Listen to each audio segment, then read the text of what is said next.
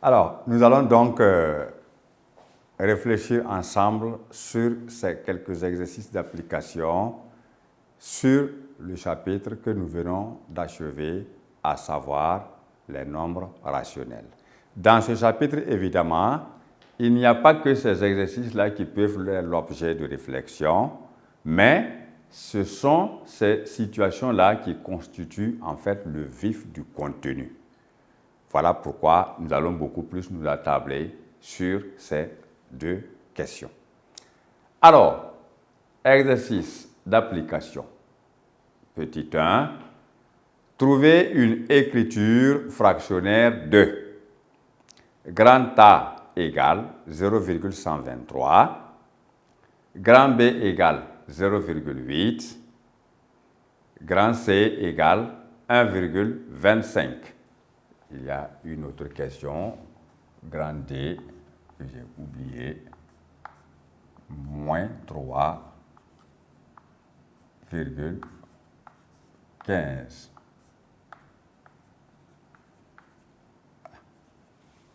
Le grand D, moins 3,15. Parce que si nous travaillons avec des nombres positifs, il faut songer à travailler aussi avec des nombres négatifs pour que vous puissiez comprendre le sens de la transformation. Petit 2. Donner les approximations décimales d'ordre 4 de 4 tiers. Alors, nous allons passer donc à la correction de ces exercices-là.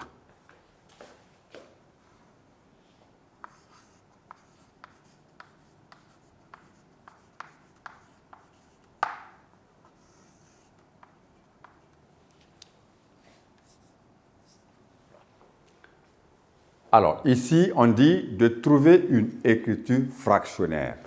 Ça veut dire que pour chacune de ces suites décimales illimitées périodiques, nous allons chercher à trouver la fraction correspondante.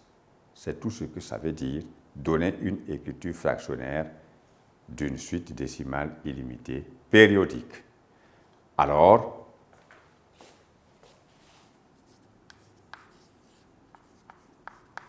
nous allons trouver les fractions correspondantes dans chaque cas.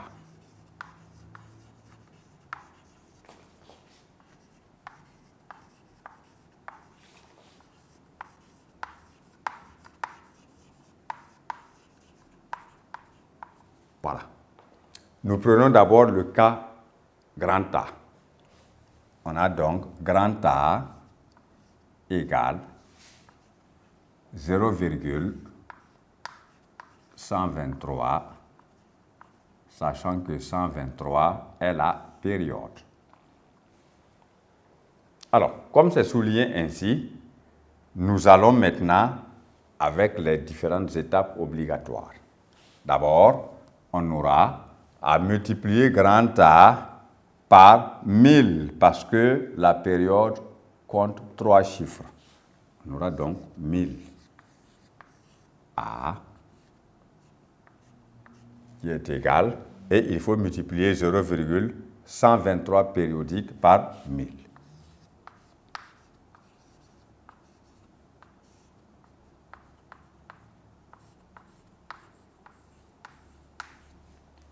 Alors, cela signifie qu'on obtient 1000A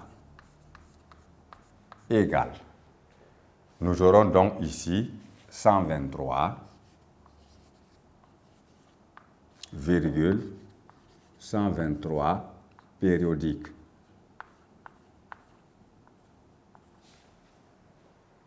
À présent, nous allons effectuer 1000A moins A.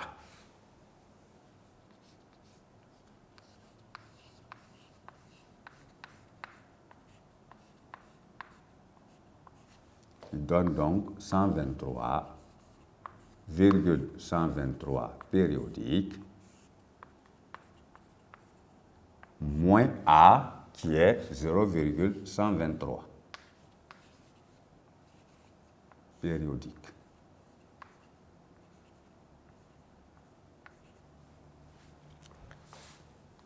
Nous effectuons les calculs de part et d'autre de l'égalité. Nous obtenons donc ici 999A qui est égal à 123 tout court.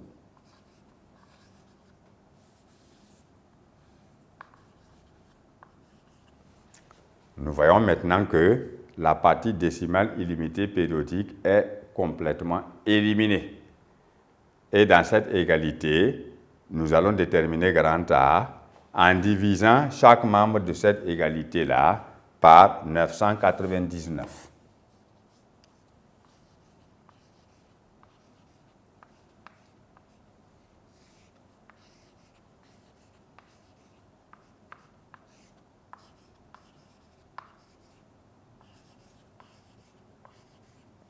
Ce qui signifie simplement qu'on obtient grand A égale 123 sur 999.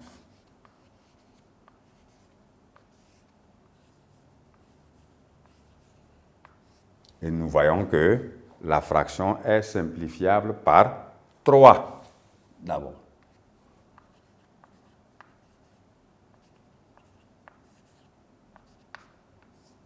Nous obtenons donc ici 41 et 999 divisé par 3, ça fait 333.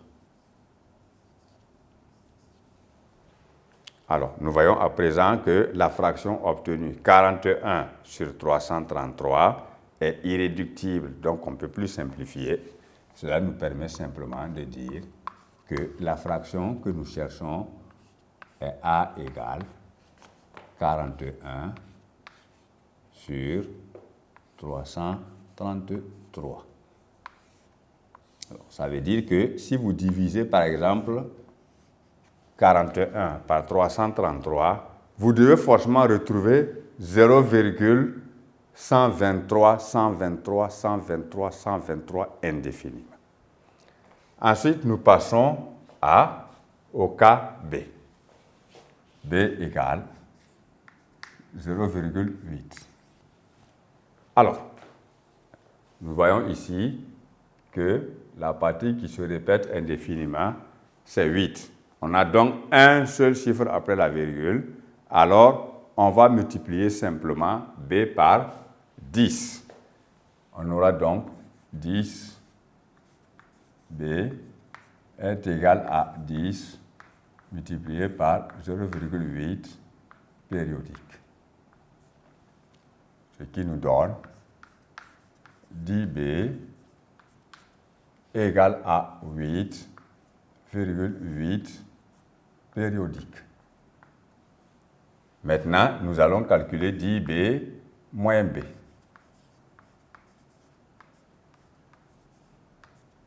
Ça donne donc 8,8 périodique moins 0,8 périodique. 10B moins B, il reste 9B et 0,8 périodique, pardon, 8,8 périodique moins 0,8 périodique nous donne tout simplement 8. Ce qui nous donne simplement B égale à 8 neuvième. Donc, la fraction cherchée est 8 neuvième. Ensuite, nous avons C, qui est égal à 1,25 périodique. Ici, la période comporte deux chiffres. Pour l'éliminer provisoirement, on va multiplier cette suite décimale par 100. Alors, on aura 100C qui est égal à 100 multiplié par 1,25 périodique.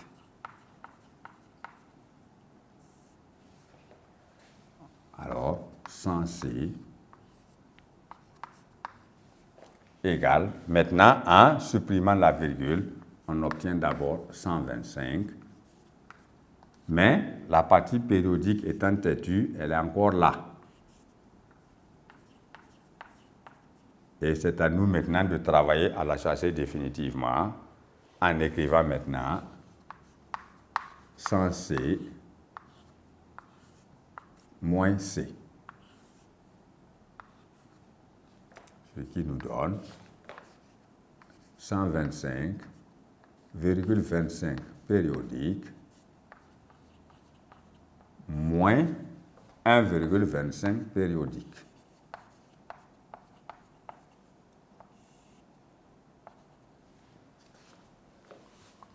Alors, 100 moins 1, il nous reste 99C, qui est égal donc à 124. Alors, C égale 124 sur 99. Et nous voyons que, en faisant la somme des chiffres du numérateur, on trouve 7, ce qui rend inapplicable les caractères de divisibilité. Alors, la fraction étant irréductible, on écrit que C est égal à 124 sur 99. Enfin, nous allons trouver la fraction correspondant à la suite décimale illimitée D, telle que D égale à moins 3,15 périodique. Voilà. Alors, ici encore, nous avons une période de 2 chiffres. Ça veut dire qu'il faut multiplier ce nombre-là par 100. On écrira alors 100 fois D, qui est 100D, qui est égal à moins 3,15 périodique, multiplié également par le même nombre 100. Cela nous donne 100D, qui est égal à moins 315,15 périodique. À présent, nous allons éliminer définitivement cette période en effectuant 100D moins D lui-même,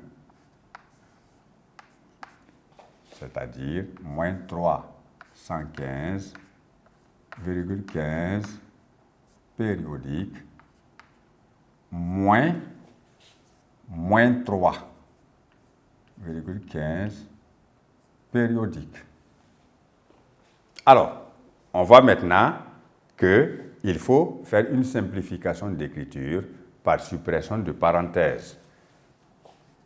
Nous voyons que 100D moins D, il reste 99D.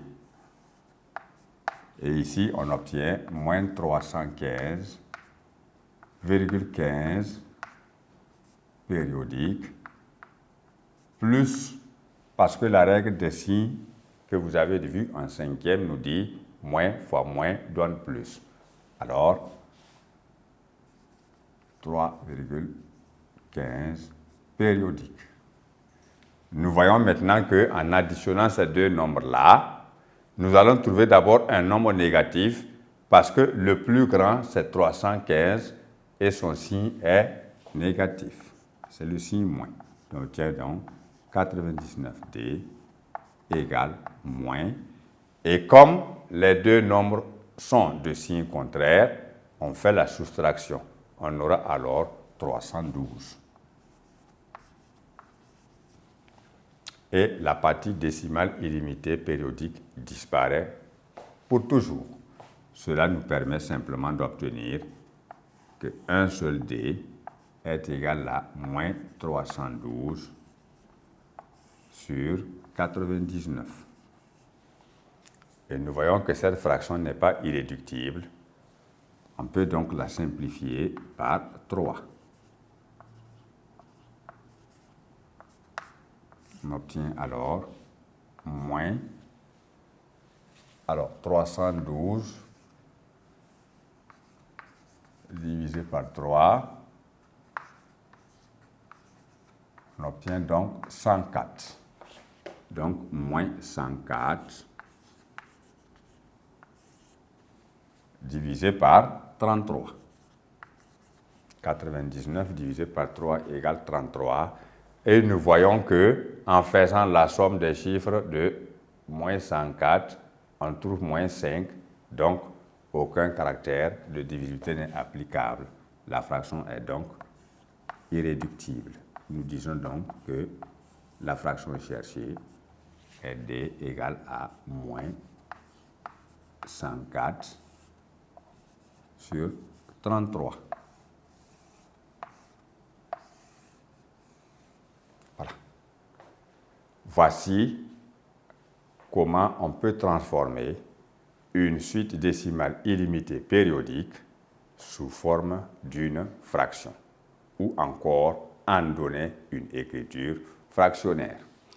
Nous allons poursuivre maintenant avec l'exercice numéro 2.